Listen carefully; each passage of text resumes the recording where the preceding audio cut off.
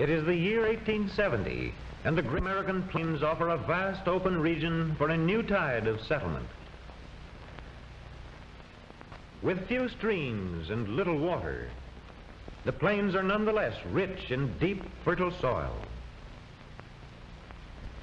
And there is room here, room for a man to farm, room to carve out a new life, room to breathe. At least that's how the Carter family see it. Theirs is a pioneer heritage. For their forebears, it was on to Ohio, then Indiana, then Illinois, and now it is the western plains that beckon. Once it was the pack horse, later the flatboat. Now it is oxen and wagons that carry the pioneers west. The father fought at Tippecanoe. The son was with Meade at Gettysburg. The mother confronted forest trails. The daughter faces the lonely plains. And for the Carter children, there are frontiers yet unknown. The American faith travels westward in the prairie stern. There are pauses in the journey. Each night, pioneers and oxen must have rest and food and water. Thus, while mother and children prepare a supper of long familiar cornmeal mush, father leads the weary oxen to the banks of a nearby stream. And now, with supper nearly ready, Mr. Carter ties the animals to a tethering stake for the night and joins in the simple meal. Long days on the trail make the hardiest food most welcome. But from a distant ridge, a settler, Mr. Crawford, notices the Carter camp. That means a visit. Ma, see them campers over there? I think we ought to take something to them. It is lonely on the plains in 1870, very lonely. News from back east is always welcome. To settlers like the Crawfords, a visit to a newcomer is to relive their own journey west and to foresee needs and emergencies that will confront oncoming pioneers. Strangers in all but their sharing of a common heritage and a common destiny, established settlers and new arrivals greet each other with warmth and genuine friendship. We saw your camp from the house and kind of wanted to come over and talk. Gets awful lonesome out here. Glad you came. Come over and sit down. Yes, it is good to be with one's own kind again. Where are you from? Illinois. How long you been on the way? About 8 weeks now.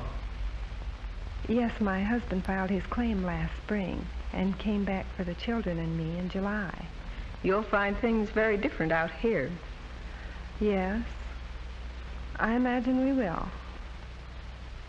So friendly talk goes on around the Carter campfire until, with the setting of the sun over the darkening prairie vastness, there comes a request for music.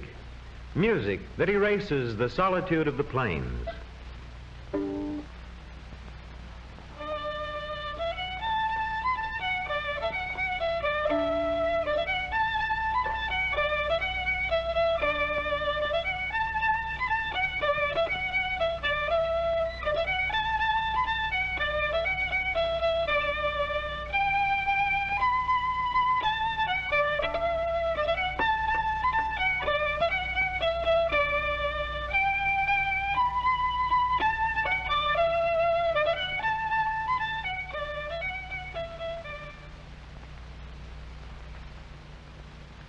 The days pass, and steadily the Carters press on westward. Only a little distance now to the claim, already coming into view. But new trials lie ahead. Cattlemen have long considered the plains their land for grazing their vast herds of cattle. Aiming to settle around here, mister? See that cornfield right over there? That's mine. This here's cattle land. It's no good for farming. Have you seen my crop of corn? No, but this is all ex-borrow grazing land. That's not what my claim stakes say.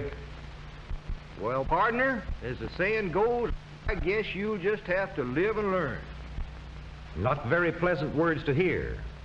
But those who have faced repeated dangers and privations for their staunch pioneer faith are not easily shaken in their resolve. And now, finally, The long journey ends. After nearly 3 months, the Carters are on soil bounded by claim stakes driven last spring. Past are the hazards of the trail, unknown streams, the dreary monotony of day after day under the blazing sun. They have come through all in safety. The soil is theirs. Ahead of them lies the life of pioneers.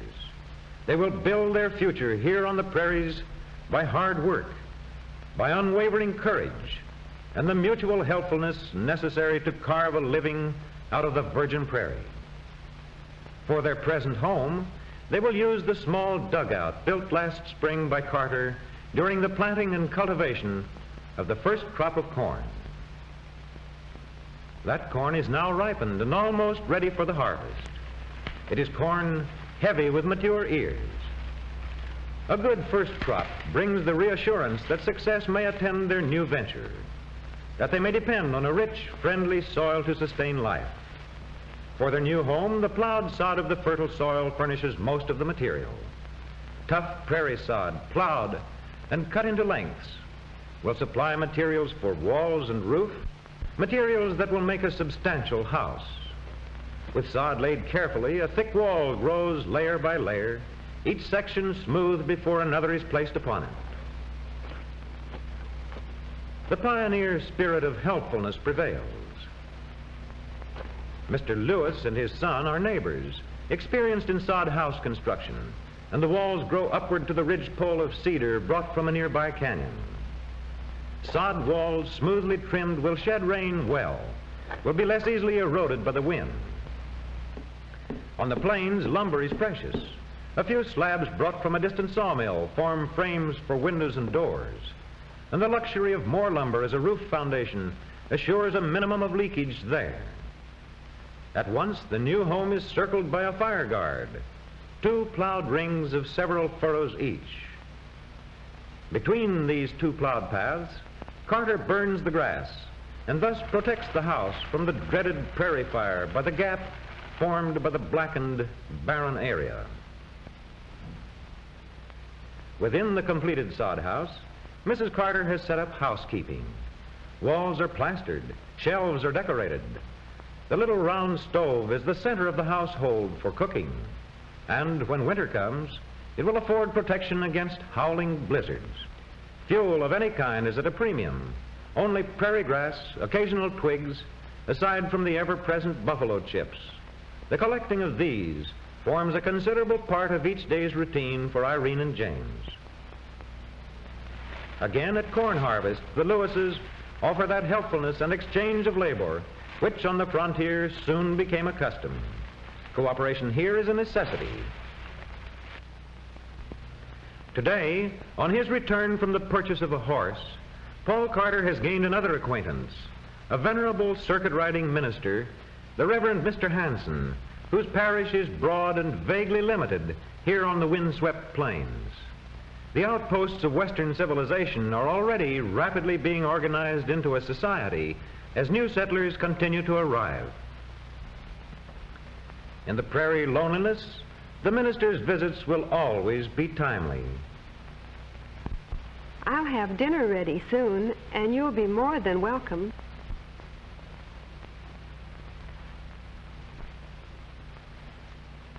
They tell me you're going to have a new school around here.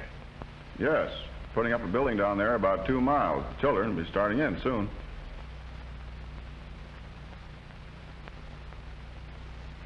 You know, they'll live to see a lot of changes in this section. Yes, I guess they will. But I don't think the land will ever change much. Not the prairies.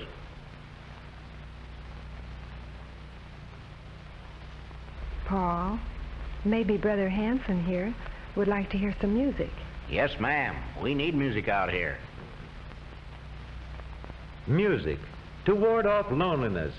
Music to sustain the high courage needed by dauntless pioneers in their conquest of the plains.